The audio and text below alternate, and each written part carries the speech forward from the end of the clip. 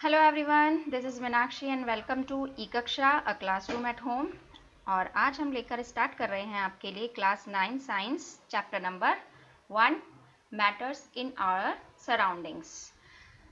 इस चैप्टर का इंट्रोडक्शन देखने के लिए सबसे पहले हम देख लेते हैं, हम यहाँ पर बात कर रहे हैं बार बार मैटर की।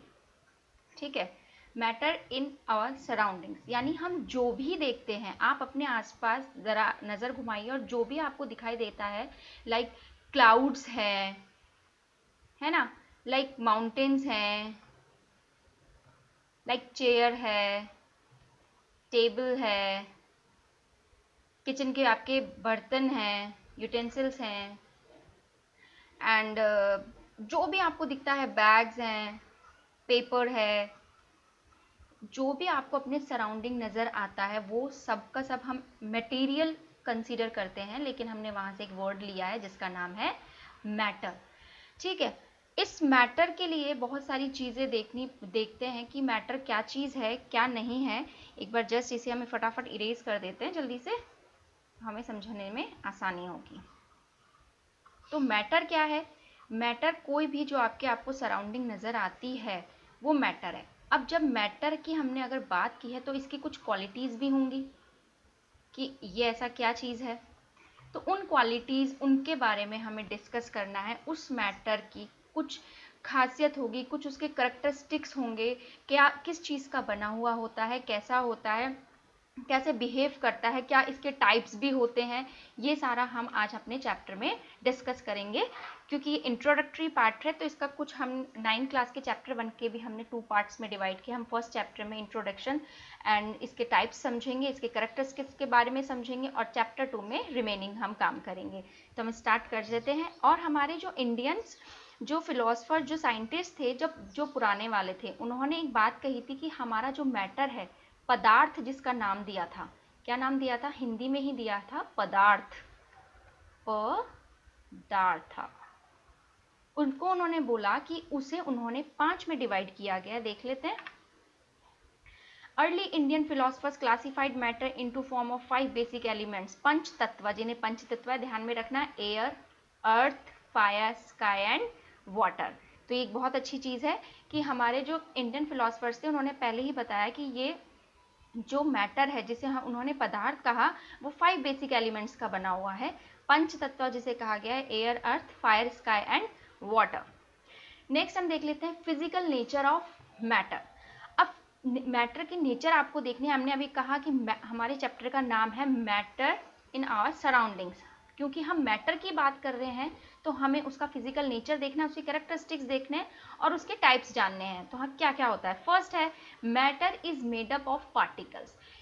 किसी ने ये बताया कि नहीं नहीं ब्लॉक्स की तरह होता है, और किसी ने कहा कि नहीं, ये पार्टिकल्स यानी कि जिस तरीके से एक मिट्टी होती है, मिट्टी में भी छोटे छोटे रेत या धूल के कण होते हैं या छोटे छोटे पार्टिकल्स होते हैं, ठीक उसी तरह कोई भी मैटर होता है, चेयर है, टेबल है, जो भी आप अपनी आसपास देखते हैं वो सब एक छोटे छोटे पार्टिकल्स में से बनी हुई है। तो उन्होंने क्या कहा कि कैसे, अब हम इसको जानने के लिए हमारी जो एनसीईआरटी की बुक है उसमें एक एक्टिविटी दी हुई है। उसमें क्या किया हुआ है? सिंपल, 1 ग्लास ऑफ वाटर, हम यहाँ पे देख लेते हैं, 1 ग्लास ऑफ वाटर, और उसके हमने डाल दिया, ऐड किया, क्या ऐड किया? 1 स्पून या तो सॉल्ट और शुगर।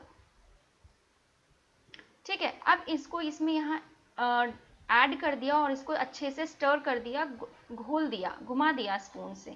तो हमने क्या देखा कि वाटर के अंदर बिना लेवल ऊपर बढ़े ये तो बड़े अच्छे से घुल गया, और आप अब उसमें देख भी नहीं सकते कि सॉल्ट कहाँ है और शुगर कहाँ है। नहीं देख सकते ना, आप घर पर अपने लिए लेमनेड बनाते हैं तो उसमें सॉल्ट और शुगर डालते हैं, आपको पता ही नहीं चलता कहाँ गया है। तो इससे एक ये चीज़ पता चलती है, हमने ये एक्टिविटी की कि कहीं ना कहीं एक छोटे छोटे पार्टिकल्स हैं जो आपस में एक दूसरे के अंदर आराम से घुस जाते हैं।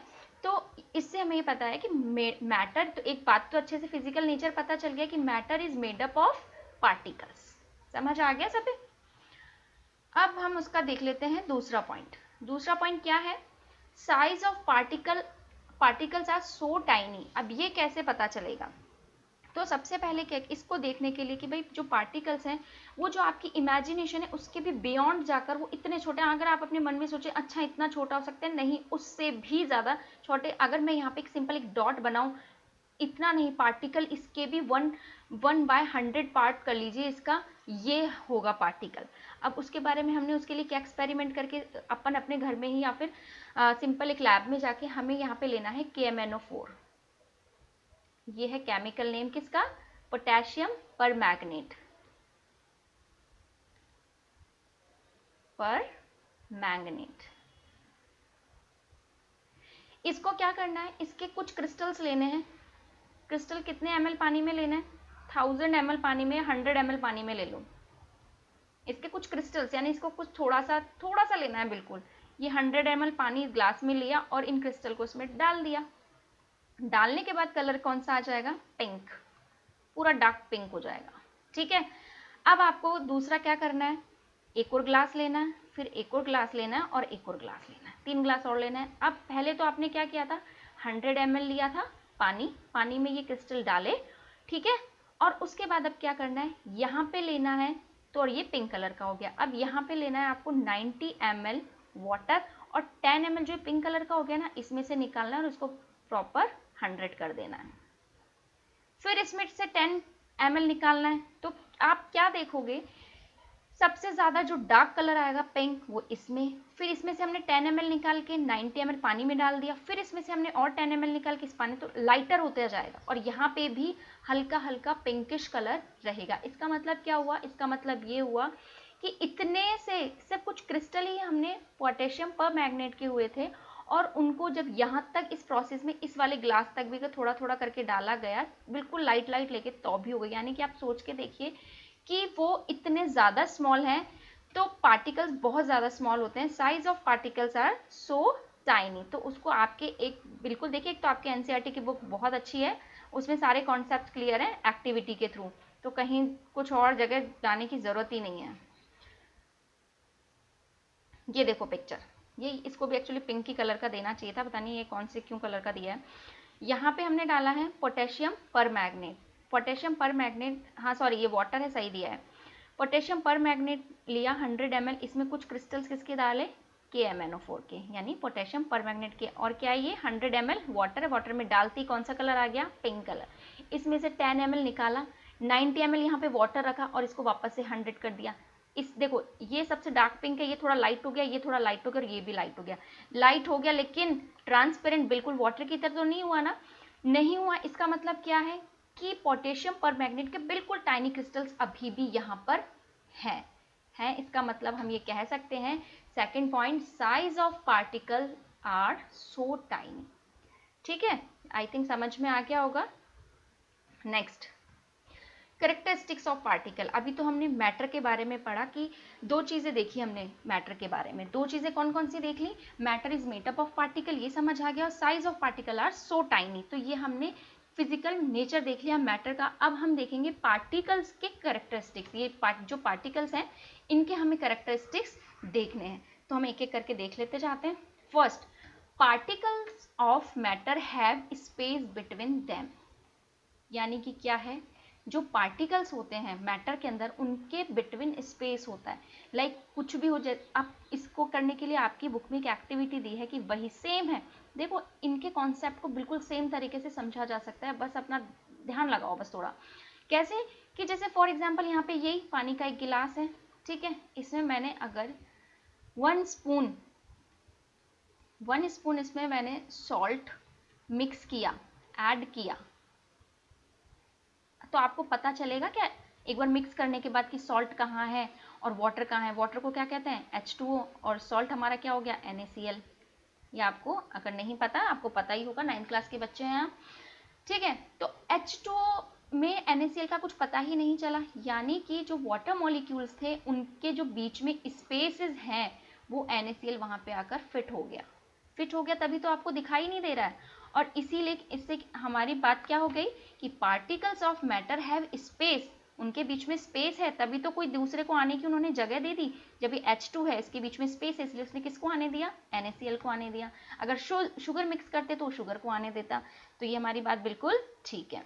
हम नेक्स्ट वाला देख लेते हैं, नेक्स्ट कैरेक्टरिस्टिक। इसको थोड़ा सा रब कर लेते हैं जिससे हमें समझाने के लिए स्पेस मिल जाए।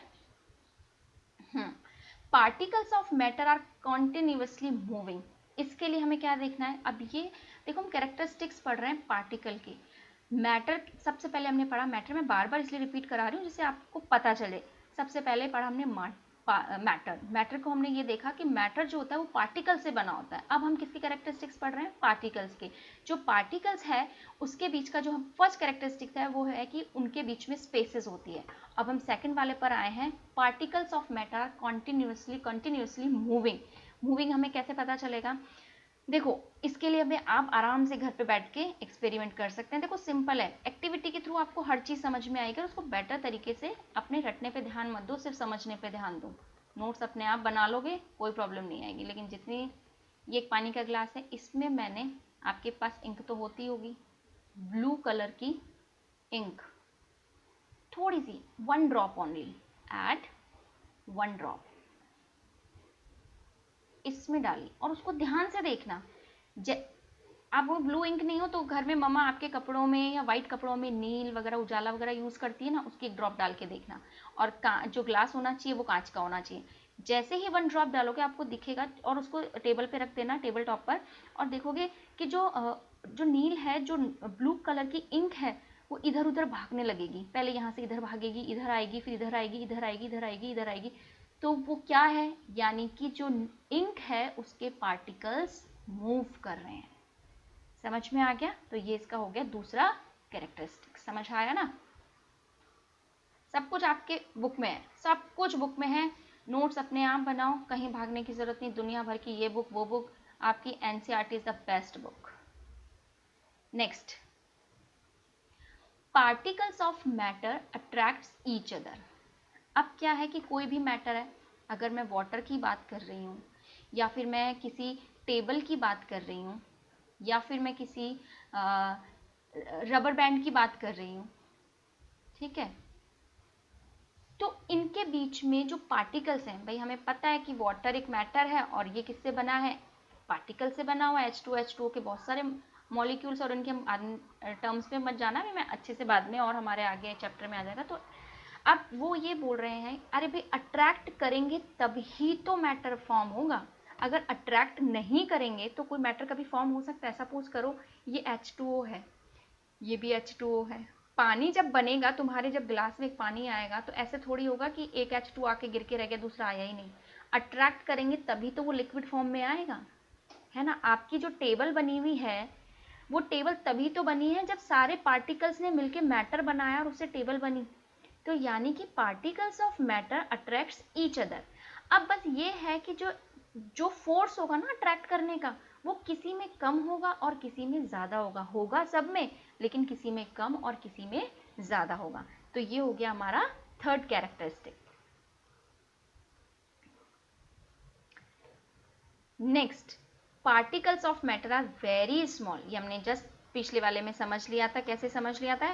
पोटेशियम पर मैग्नेट का हमने एग्जाम्पल लिया था। सेम एग्जाम्पल इसमें फिर से चलेगा समझने के लिए, इसलिए बार बार समझाने की ज़रूरत नहीं है। स्मॉल इसलिए होगा क्योंकि वही हमने 100 ml, 10 ml, 90 ml ऐसे करके पूरा देख लिया था। तो ये कंप्लीट समझने आया। कहीं पे भी कुछ प्रॉब्लम आती है आपको तो आप मुझे कमेंट करके कभी भी पूछ सकते हैं, मैं आपको अपने यूट्यूब चैनल पर उसका आंसर ज़रूर दूंगी। अब बात आती है स्टेट्स ऑफ मैटर या फिर टाइप्स ऑफ मैटर। हमने मैटर के बारे में गए, मैटर का फिजिकल नेचर देखा, फिर मैटर का हमने ये देखा कि उसमें पार्टिकल्स होते हैं, फिर हमने पार्टिकल के कैरेक्टरिस्टिक्स पढ़े। अब हम पढ़ेंगे मैटर के टाइप। ओके, फर्स्ट है सॉलिड स्टेट, सेकंड है लिक्विड स्टेट, थर्ड है गैसियस स्टेट। आप देखो इन तीनों को नाम से तो आप लोगों को अच्छे से समझ आ गया होगा।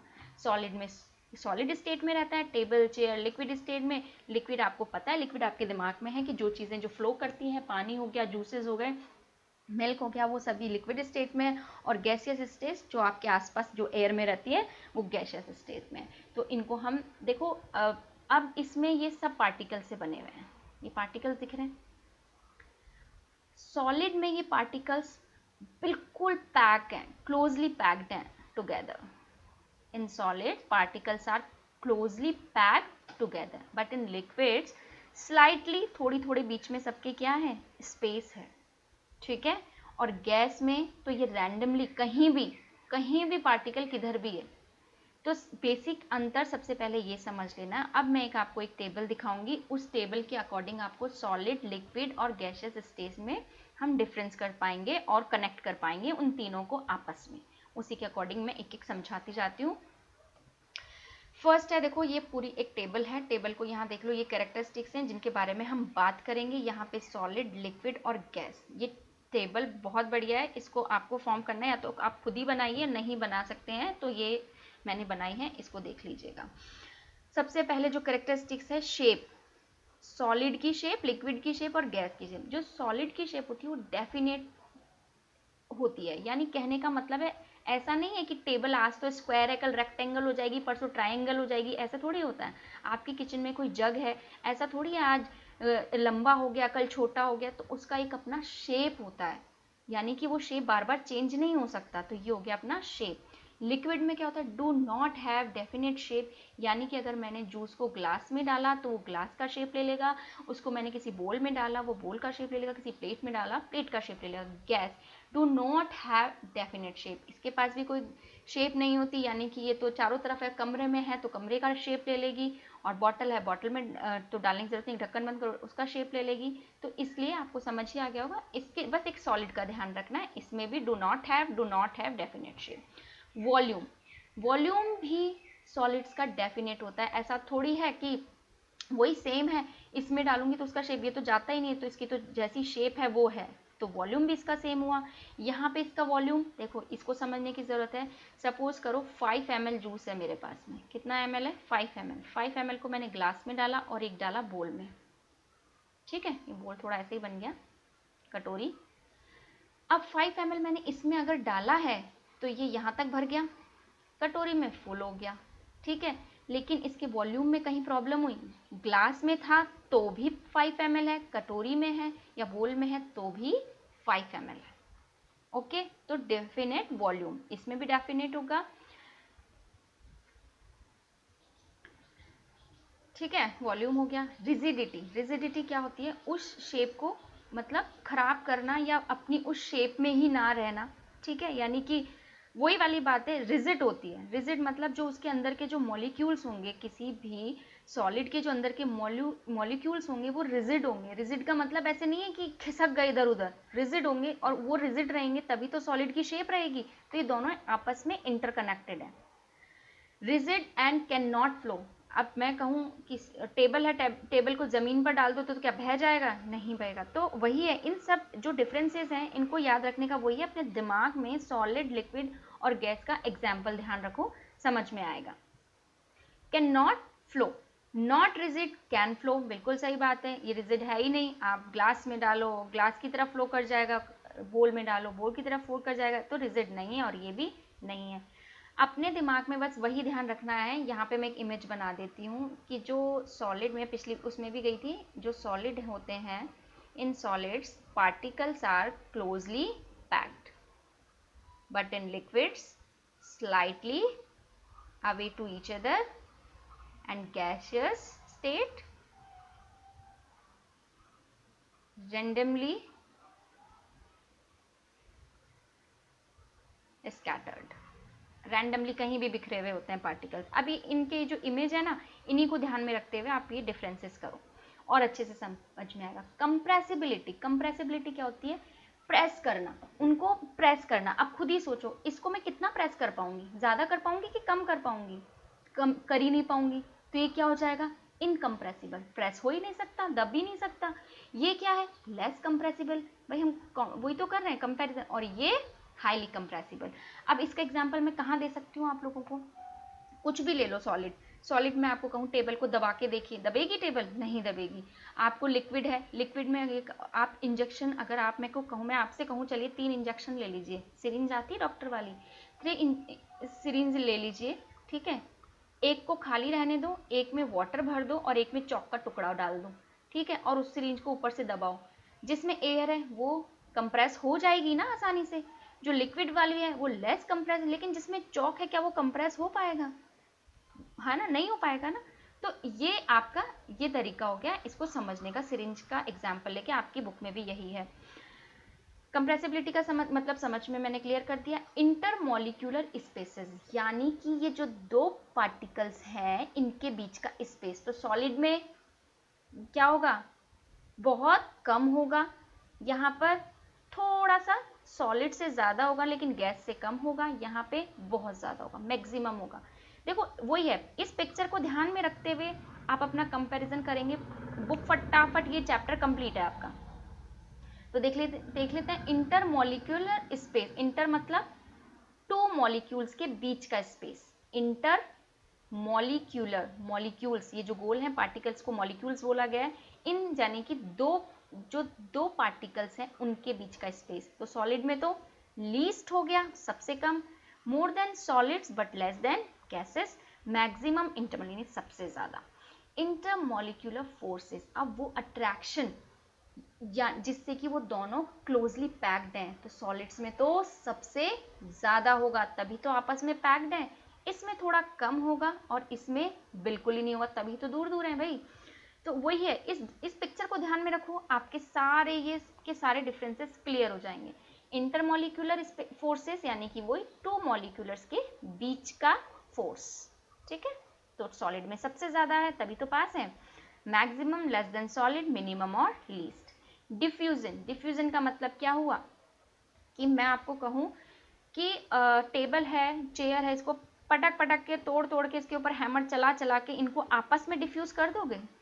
या फिर एग्जाम्पल मैं ऐसे कहूँ आपको, एक ले लो, पत्थर का टुकड़ा ले लिया, ठीक है, और दूसरा रबड़ का टुकड़ा ले लिया, इन दोनों को आपको मिक्सी में पीस के मैश कर देना है बिल्कुल, और आपस में इतना हो जाए कि पता ना चले कि रबर बैंड कहाँ है और पत्थर कहाँ है या स्टोन कहाँ है। नहीं कर पाएंगे ना, तो कैन नॉट डिफ्यूज, आपस में मिक्स नहीं कर सकते। कैन डिफ्यूज स्लोली, लैमिनेट इसका बहुत अच्छा एग्जाम्पल है। कैसे, जैसे वाटर प्लस सॉल्ट डिफ्यूज हो गया, या वाटर प्लस हनी डिफ्यूज हो गया, आपस में एक दूसरे में मिल गए, पता भी नहीं चला। कैन डिफ्यूज इजीली, अब गैस है, गैस में तो पता, क्योंकि इतना ज्यादा स्पेस है इनके बीच में कि कोई प्रॉब्लम ही नहीं है आपस में डिफ्यूज होने। एंड रैपिडली, बहुत जल्दी होगा।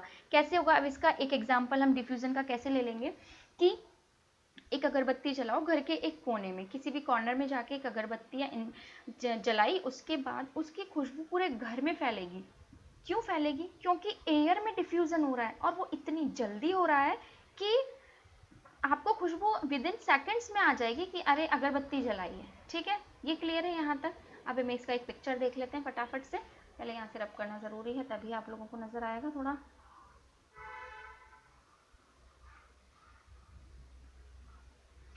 ठीक है, बस सिंपल है, यही है, पार्टिकल्स का खेल है सारा। इनको बस अपने आप, इसमें क्लोजली पैक्ड है, इसमें थोड़ा सा दूर है और इसमें काफ़ी दूर है, रैंडमली स्कैटर्ड है। ये सॉलिड प्लेट है, ये लिक्विड इसके अंदर है, पानी वानी कुछ है, और ये बलून का एग्जाम्पल है। तो ये मेरे हिसाब से क्लियर है। आप अपनी एनसीईआरटी को बुक को देखिए, आपको समझ आएगा। अब हमें विद इन जो बुक के अंदर जो क्वेश्चन है उनको फटाफट डिस्कस कर लेते हैं। चलिए, question number 1, which of the following are matter. कौन सा मैटर है इनमें से, चेयर मैटर है, हाँ भाई है। एयर मैटर है, हाँ है। लव नहीं।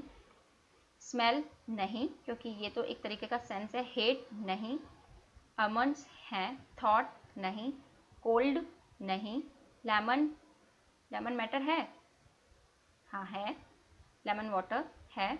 स्मेल ऑफ परफ्यूम, ये भी देखो कहीं आपको मिलेगा कहीं नहीं मिलेगा, लेकिन मैं इसलिए मानती हूँ ये होगा क्योंकि परफ्यूम की जो स्मेल है वो आपको तभी आ रही है जब उसके पार्टिकल्स आपकी नाक में, नोज में गए हैं। तो मेरे हिसाब से ये है।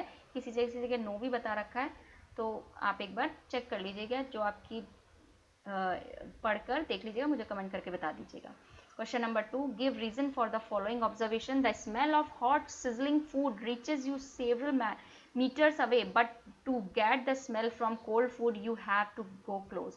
इसका एग्जाम्पल ले लेते हैं यहाँ पे अच्छा सा, समोसा, और यहाँ ले लेते हैं सॉरी आइसक्रीम, ठीक है। समोसे की खुशबू, हलवाई के यहाँ पे तल रहे हो ना, तो आपकी नोज में खुशबू सबसे पहले आएगी कि समोसे बन रहे हैं या हलवा बन रहा है कहीं पे, क्योंकि वो गर्म है। अब गर्म है तो क्या हुआ, जब ये हम इसका करेक्टरिस्टिक और बाद में पढ़ेंगे, जब हम किसी भी, देखो फॉर एग्जाम्पल मैं एक कहूँ गर्म पानी है, एक ठंडा पानी है, इस क्वेश्चन को समझाने के लिए फटाफट एक्टिविटी बता देते हैं। इस गर्म पानी में मैंने फटाफट 1 चम्मच चीनी या 1 चम्मच शुगर डाला और इस ठंडे बिल्कुल आइस कोल्ड वाटर में मैंने क्या डाला, 1 चम्मच चीनी। तो दोनों में फटाफट में से किस में जल्दी डिजोल्व होगी चीनी, शुगर, इस वाले में, ठीक है।